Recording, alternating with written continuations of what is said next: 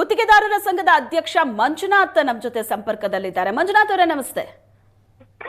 Madam ಹೇಳಿ. S, ಏನ್ problem ಏನಾಗ್ತಾ ಇದೆ? ಸರ್ಕಾರದಿಂದ ಏನ್ ರೆಸ್ಪಾನ್ಸ್ ಸಿಗ್ತಾ ಇದೆ ನಿಮ್ಗೆ? ಮೇಡಮ್ ಏನಾಗ್ತಿದೆ ಅಂದ್ರೆ ಸಣ್ಣ ಗುತ್ತಿಗೆದಾರರ ಬಗ್ಗೆ ಇವ್ರು ಯಾರು ಬೇಗ ವಹಿಸ್ತಾ ಇಲ್ಲ, ನಿಗಾ ವಹಿಸ್ತಾ ಇಲ್ಲ. ಎಲ್ಲ ದೊಡ್ಡ ಗುತ್ತಿಗೆದಾರಿ ಮಾತ್ರ ಹಣ ಪೇಮೆಂಟ್ ಮಾಡ್ತಾ ಇದ್ದಾರೆ. ಮತ್ತೆ ಜೊತೆಗೆ ಏನಾಗಿದೆ ಅಂದ್ರೆ ಈ ಮಧ್ಯವರ್ತಿಗಳು ಬಹಳ ಜನ ಆಗ್ಬಿಟ್ಟಿದ್ದಾರೆ. ಯಾರೋ ಒಬ್ರು ಕಾಣದ ಕೈಗಳು ಇದನ್ನ ಡಿಪಾರ್ಟ್ಮೆಂಟ್ ಇಲಾಖೆ ನಡೆಸ್ತಾ ಇದ್ದಾರೆ, ಕಾಣದ ಕೈಗಳು. ಓಕೆ, ಈಗ ಎಷ್ಟು ಟೋಟಲ್ ಬಾಕಿ ಇರೋದು ಎಷ್ಟು ಸರ್? ಬಾಕಿ 32,000 ಕೋಟಿ ಬಾಕಿ ಇದೆ. ಈಗ ಫಾರ್ ಎಕ್ಸಾಂಪಲ್ ಏನ್ ಗೊತ್ತಾ, PWD ಜಾರಕಿಹೊಳಿ ಸಾಹೇಬ್ರು ಬಹಳ ಪ್ರಾಮಾಣಿಕರು. ಆದ್ರೂ ಸಹ ದುಡ್ಡು ಎಲ್ಲಿಗೆ ಹೋಗುತ್ತೆ, ಯಾಕೆ ಹೋಗುತ್ತೆ, ಯಾರು ನಡೆಸ್ತಿರೋದು, ಇದನ್ನ ದಯವಿಟ್ಟು ನಿಲ್ಲಿಸ್ಬೇಕು. ಡೈರೆಕ್ಟ್ ಗುತ್ತಿಗೆದಾರ ಸಂಪರ್ಕ ತಗೊಂಡು ಗುತ್ತಿಗೆದಾರರಿಗಿರೋ ಸಮಸ್ಯೆನ ಬಗೆಹರಿಸೋ ಕೆಲಸ ಮಾಡ್ಬೇಕಾಗ್ತಿದೆ. ಹಾಗಾದ್ರೆ ಈಗ ಗುತ್ತಿಗೆದಾರರು ಸರ್ಕಾರದ ಮಧ್ಯೆ ಬ್ರೋಕರ್ಗಳ ಹಾವಳಿ ಜಾಸ್ತಿ ಆಗಿದೆ, ಮಧ್ಯವರ್ತಿಗಳು ಜಾಸ್ತಿ ಇದ್ದಾರೆ. ಎಲ್ಲ ಕಡೆ ಮಧ್ಯವರ್ತಿಗಳೇ ಜಾಸ್ತಿ ಆಗ್ಬಿಟ್ಟಿದೆ. ಅಲ್ಲ, ಈ ಕಳೆದ ಸರ್ಕಾರದ ಮೇಲೆ ಪರ್ಸೆಂಟೇಜ್ ಆರೋಪ ಮಾಡಿ ಸಂಬಂಧಿಕರಾಗಿರ್ಬೋದು, ಆಮೇಲೆ ಯಾರೋ ಒಬ್ರು ಕಾಣದ ಕೈಗಳು ಇದನ್ನ ಇಲಾಖೆಗಳು ನಡೆಸ್ತಾ ಇದ್ದಾರೆ. ಈಗ ತಗೊಳ್ರಿ, ಯಾವ್ದು ಬೋಸರಾಜ್ ಅವರು ತಗೊಳ್ಳಿ, ಸಣ್ಣ ನೀರಾವರಿ ಇಲಾಖೆ. ಸೊ ಯಾರೋ ಒಬ್ರು ನಡೆಸ್ತಾ ಇದ್ದಾರೆ ಸಂಬಂಧಿಕರು. ಇದು PWD ತಗೊಳ್ಳಿ, ಯಾರೋ ಒಬ್ರು ಸಂಬಂಧಿಕರು ಸಿಗ್ತಾ ಇದೆ ಹೊರತು ಬಾಕಿಯವರಿಗೆ ದುಡ್ಡು ಸಿಗ್ತಾ ಇಲ್ಲ. ಬಾಕಿ ದುಡ್ಡು ಸಿಗ್ತಾ ಇಲ್ಲ, ಸಣ್ಣ ಕಾಂಟ್ರಾಕ್ಟರ್ ದುಡ್ಡು ಸಿಗ್ತಾ ಇಲ್ಲ, ಸಣ್ಣ ಮತ್ತು ಮಧ್ಯಮ ವರ್ಗದ ಕಾಂಟ್ರಾಕ್ಟರ್ಗಳಿಗೆ ಪೇಮೆಂಟ್ ಆಗ್ತಾ ಇಲ್ಲ. ಬರೀ ಸ್ಪೆಷಲ್ LOC ಎಲ್ಲೋದ್ರೂ ಕೂಡ ಸ್ಪೆಷಲ್ LOC. ಯಾಕೆ ಜ್ಯೇಷ್ಠತೆ ಯಾಕೆ ಮೇಂಟೈನ್ ಮಾಡೋದಿಲ್ಲ ಇವರು?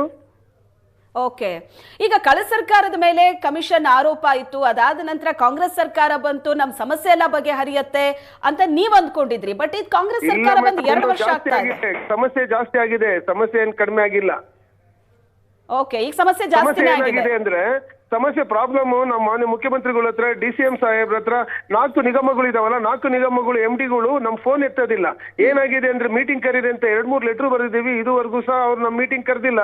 ಮಾನ್ಯ DCM ಸಾಹೇಬ್ರು 11ನೇ ತಾರೀಕು ಮೀಟಿಂಗ್ ಅಂತ ಫಿಕ್ಸ್ ಮಾಡಿದ್ರು, ಮಾರ್ಚ್ 11ನೇ ತಾರೀಕು ಕರೀಲಿಲ್ಲ. ಇಲ್ಲಿ ಅದಾದ್ಮೇಲೆ 2 ಲೆಟರ್ ಬರೆದಿದ್ದೀವಿ ಮಾನ್ಯ 4 ನಿಗಮಗಳಿಗೆ, ಅವ್ರು ಯಾರು MDಗಳು ಮೀಟಿಂಗ್ ಕರೀಲೇ ಇಲ್ಲ.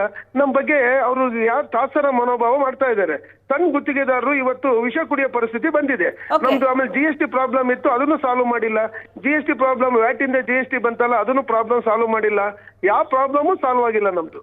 ಓಕೆ, ಈಗ ಸಣ್ಣ ಮಧ್ಯಮ ಗುತ್ತಿಗೆದಾರರ ಗೋಳನ್ನ ಸರ್ಕಾರ ಕೇಳ್ತಾ ಇಲ್ಲ ಅನ್ನೋದು. ಈಗ ಒಟ್ಟಾರೆ ಬಿಲ್ ಕೊಡೋದು ಎಷ್ಟು ಬಾಕಿ ಇದೆ? ಹಾಗಾದ್ರೆ ಕೆಲವರಿಗೆ ಈಗಾಗಲೇ ಬಿಲ್ ಪಾವತಿ ಆಗಿದೆ. ಸೊ ನೋಡಿ, ಪ್ರಾಬ್ಲಮ್ ಏನಾಗಿದೆ ಅಂದ್ರೆ 5 ಲಕ್ಷದಿಂದ 50 ಲಕ್ಷದಲ್ಲಿ ಇರ್ತಕ್ಕಂಥ ಗುತ್ತಿಗೆದಾರರು ಎಲ್ಲಾ ಇಲಾಖೆಯಲ್ಲೂ ಸುಮಾರು ಇದ್ದಾರೆ.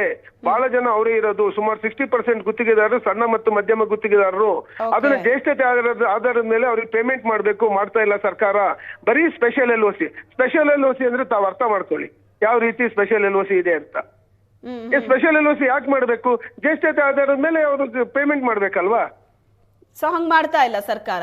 ಈಗ ಸಭೆ ಅಂತ ಹೇಳ್ತಾರೆ, ಬಟ್ ಅಲ್ಲಿ ಸಭೆ ಮಾಡೋದಿಲ್ಲ. ಸಭೆಯಲ್ಲಿ ಏನ್ ಡಿಸ್ಕಸ್ ಆಗುತ್ತೋ ಅದನ್ನ ಕಾರ್ಯರೂಪಕ್ಕೆ ತರಲ್ಲ. ಸಭೆಯಲ್ಲಿ ತೀರ್ಮಾನ ಆಗೋದು ಒಂದು, ಆಮೇಲೆ ಅದು ಮಧ್ಯವರ್ತಿಗಳು ಅವ್ರ ಸಂಬಂಧಿಕರು ಅದನ್ನ ಬದಲಾಯಿಸಿ ಬೇರೆ ತರ ಪೇಮೆಂಟ್ ಮಾಡ್ತಾರೆ. ಯಾಕೆ ಈ ತರ?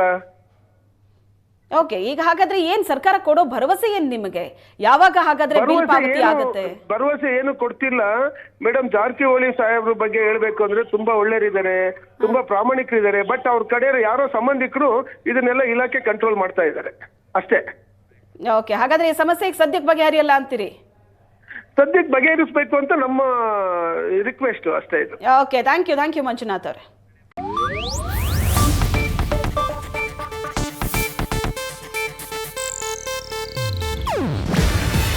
ಇದು ಏಷ್ಯಾನೆಟ್ ನ್ಯೂಸ್ ನೆಟ್ವರ್ಕ್ ಪ್ರಸ್ತುತಿ.